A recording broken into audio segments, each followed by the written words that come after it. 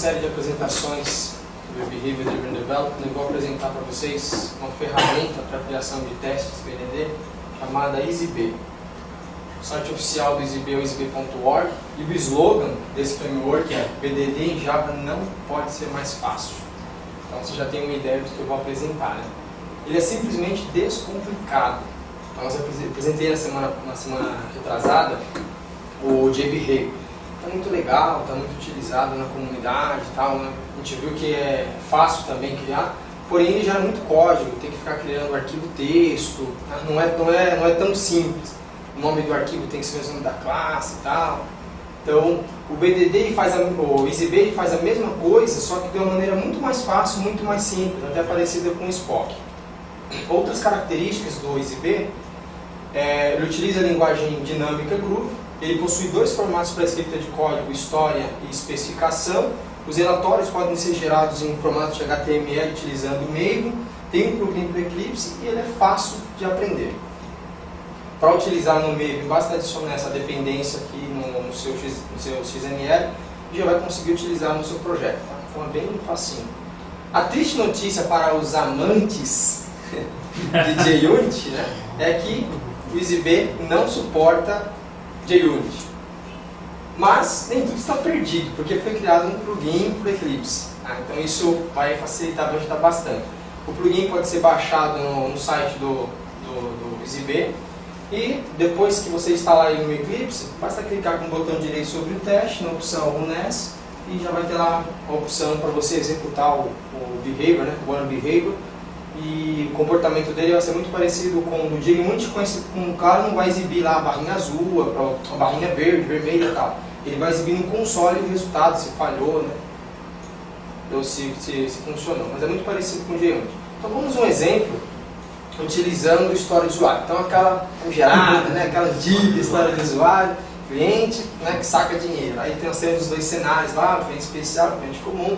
Então, a necessidade, vocês devem lembrar bem, né, quem acompanhou as apresentações de BDD, lembra que o cliente precisa fazer saque, e nós temos o cliente especial, que faz saque mesmo que o saldo esteja negativo, e o cliente comum, que não faz saque se o saldo estiver negativo. Tá? Então, a definição de formato. Falei anteriormente que nós podemos escrever os testes em dois formatos, história e especificação. Então, o que define um ou outro é a extensão da classe que eu crio. Então, se eu vou criar um teste baseado em história, eu coloco .history na extensão. Se eu vou criar um teste baseado em especificação, .specification. Tá? Eu vou mostrar os dois exemplos aqui para vocês. Então, baseado em história, baseado naquela história que eu mostrei agora há pouco. Eu estou criando aqui uma classe. Eu posso fazer uma descrição utilizando o description, e essa descrição é opcional. Tá? Essas informações que são opcionais aqui, elas servem apenas para documentação, não fazem efeito no código, tanto que são opcionais. Posso fazer uma narrativa, que é na verdade a descrição da história. Então, saque de um cliente, então como um cliente eu gostaria de sacar dinheiro no caixa eletrônico para que eu não tenha que esperar na fila do banco. Tá? Essas palavras-chave aqui devem ser escritas dessa forma em inglês para que ele possa interpretar, como eu disse, para gerar documentação depois. Em seguida eu tenho um método chamado beforeEach, que ele vai executar antes de cada cenário, tá? Antes de cada método aqui de teste. Esse before equivale ao before de JUnity e equivale ao setup do Spock, tá? Para vocês poderem identificar. Então aqui dentro eu coloco, eu inicio na verdade todos os recursos que eu vou utilizar para os dois cenários, né? E enfim, eu inicio tudo que eu vou utilizar aqui, tudo que eu preciso que seja executado antes de cada cenário. Aí eu tenho aqui embaixo o meu primeiro cenário, então vocês vão aqui identificar que vocês vão ver que parece muito com um Spock. Então o cenário, aí a descrição do cenário pode ser escrito uma frase, né, como cliente, então, cenário, cliente especial com saldo negativo, e o cenário, ele é um método, representa um método, e eu coloco um bloco dentro dele. Então, o conjunto de blocos, melhor dizendo, eu coloco vírgula, abro as minhas chaves e dentro eu coloco os meus blocos. E cada bloco é também composto por chaves. Eu coloco vírgula, escrevo o bloco, coloco vírgula, abro aqui as chaves e dentro eu coloco o conteúdo do meu código. Então, dado um cliente especial com saldo de menos R$200, Esse menos R$200 eu não tenho como passar como parâmetro aqui, diferente do JBehavior, né, que eu não precisaria colocar, poderia usar uma variável. Aqui não, aqui é mais ou menos igual a Spock, isso serve para descrição. Se eu colocasse 300 aqui, não ia interferir nada no valor que eu estou passando, né? Então, eu vou criar um cliente com um saldo de menos R$200, vou dizer que esse cliente é especial, e quando for feito um saque de R$100, ele deve efetuar o saque e atualizar o saldo. Estou verificando aqui. A verificação é um pouquinho diferente do que a gente está acostumado. Por quê? Até então nós tínhamos visto verificações com um acerto do JUnit e verificações booleanas no Spock. Esse tipo de verificação aqui é um pouco diferente, porque para cada variável que eu criei, ou o método que eu vou criar, ele adiciona automaticamente a função should be, né? Deve ser. Então, reparem que aqui eu criei uma variável booleana, né? Saque efetuado, e nessa variável ele meio que transformou, digamos assim, num objeto e adicionou uma função should be para verificar se o resultado é o que eu estou verificando. Então, true. Quando a verificação não é booleana, que é o caso aqui de baixo, eu espero um valor, eu preciso verificar se o valor que retornou aqui, o valor que está que vai me retornar desse método é menos R$300, eu preciso colocar entre parênteses. E aí, nisso daqui, nesse conteúdo desse parênteses, ele adiciona então a função should be para ele poder verificar se retornou true, se essa condição que está aqui dentro é verdadeira. Tá?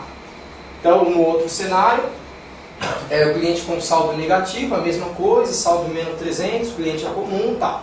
Aqui, coloquei um try catch, muito parecido, né, com o do Java mesmo, e estou armazenando a minha exception numa variável, tá?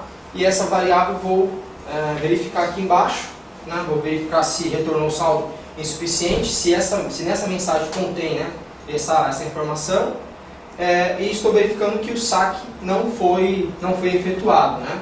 Função, como eu não alterei o valor dela, já era false no começo, estou garantindo que ela continua sendo false, tá?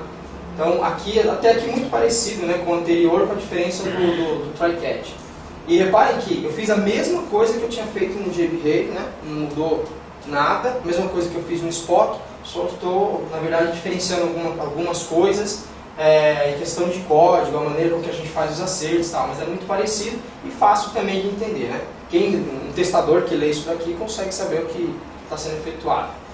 Agora, um outro exemplo utilizando especificação. Então, eu não trabalho com história de usuário, mas eu quero utilizar o EasyB com especificações. Tá? Posso fazer? Posso sim.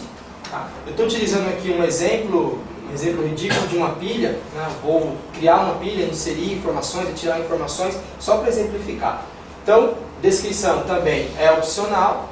O método, aqui não tem o before each, então, que é só before, tá? Mas o restante é muito parecido. Então, before, então antes de cada um desses métodos aqui, ele vai executar o conteúdo desse método, né? E esse método, eu não coloco parênteses, né? Eu coloco vírgula e abro chaves para colocar o conteúdo dele. Então, eu inicio uma pilha, e para cada método, eu coloco each. Né? Então, cada each aqui, no caso, é um método. Então, each deve possuir apenas um elemento. Então, estou verificando que a pilha deve possuir apenas um elemento, estou incluindo um elemento na pilha, e estou verificando se o conteúdo é o mesmo. Um pouquinho diferente aqui daquela verificação, né? Porque ao invés de eu colocar pilha.size, poderia colocar igual a 1 e depois colocar .shouldBe true, eu posso fazer dessa outra forma também, né? Eu posso receber um valor dentro da função shouldBe. Ele vai verificar se isso daqui retorna true. Certo? Então ele tem essa função, o valor dessa função vai ser passado para ele, vai verificar se o valor que eu passei no shouldBe é igual ao que retornou na função size aqui. Também dá para fazer dessa forma. Aqui uma verificação de exception utilizando especificação, né? Então, geralmente a gente faz um try catch, armazena o resultado de uma variável, verifica o valor, ou verifica se deu erro, né? Se cair no catch. Que eu posso fazer de uma outra forma. Eu tenho uma função chamada ensure froms, né? E eu passo a exception. Então eu estou dizendo que esse código aqui que está aqui dentro deve retornar essa exception, certo? Então é um pouquinho diferente, mas funciona, tem o mesmo comportamento. Então eu estou dizendo que eu vou executar isso aqui, como a minha pilha está vazia, eu vou tentar retirar e ele vai dar um exception, tá? E aqui um outro exemplo, eu vou empilhar e desempilhar alguns elementos. Então vou colocar 5 elementos aqui, 5 números inteiros, e isso aqui vai criar uma lista, e eu vou percorrer essa lista aqui, então esse array, né? Eu vou percorrer e eu vou incluir eles em uma pilha, né? Vou incluir todos na pilha. Depois eu vou retirá-los da pilha e vou verificar se ele manteve a ordem, né? Então, da mesma forma que eu fiz aqui em cima, eu faço o pop, e aqui esse pop vai passar um valor para o should be, e eu vou verificar se o valor que eu estou passando para ele, que eu espero que seja, é o valor que ele recebeu. Né? Então, funciona também dessa forma, né? Parecido com esse aqui, diferente do outro que a gente tinha feito. Okay? Executando com meio. Então, eu falei que dá para executar com plugin, mas também dá para executar com meio. Sobre a classe, clico com o botão direito na opção Run As, meio em teste. Poderia fazer também pelo console. E ele vai gerar para mim esse relatório bonito HTML aqui. Então, ele falou também que eu executei 2 cenários. Quando eu executei esse aqui, só tinha a história, não tinha especificação. Mas se tiver, ele coloca também aqui os dois. Então, executei 2 cenários. Aqui o nome da minha classe. Aqui aquela descrição, aquela narrativa, né, que eu coloquei. Tal, e os 2 cenários. Então, isso aqui é legal porque ele retirou, na verdade, da minha classe o código. Extraiu apenas as descrições dos blocos, dos cenários, né, e montou para mim um relatório. Então esse relatório poderia ser guardado, por exemplo, para servir como uma documentação. Isso dinâmico, não preciso fazer nada mais, apenas executando com o Maybe ele já iria gerar isso daqui. Claro, eu preciso adicionar um plugin para fazer isso. Então eu adiciono um plugin no meio, né, e nesse plugin eu defino o type, como eu quero que seja esse relatório. No meu caso eu coloquei HTML para ele gerar aquela página, mas ele também pode gerar em arquivo texto, né, aquela descrição em arquivo texto. E é o que eu defino no Story Report. Eu defino o endereço, no caso, o lugar onde eu quero que ele jogue, e o nome que eu gostaria que ele gerasse essa história. Se eu tivesse várias histórias, ele iria gerar várias paginazinhas daquela dentro do mesmo arquivo. Tá? Então, porque essa configuração aqui é para todo o projeto. Então, ele ia gerar um arquivo history com todas as histórias, né? Ia gerar algumas abinhas lá e tal. E aqui as referências, então, mais uma vez, o site oficial do EasyB, o plugin, para quem quiser baixar e utilizar no Eclipse, o livro, mais uma vez, o Behavior Driven Development, If I Respect Congruent Friends, o livro que eu li, e aqui link de figura do gatinho lá que eu coloquei, ok? Obrigado.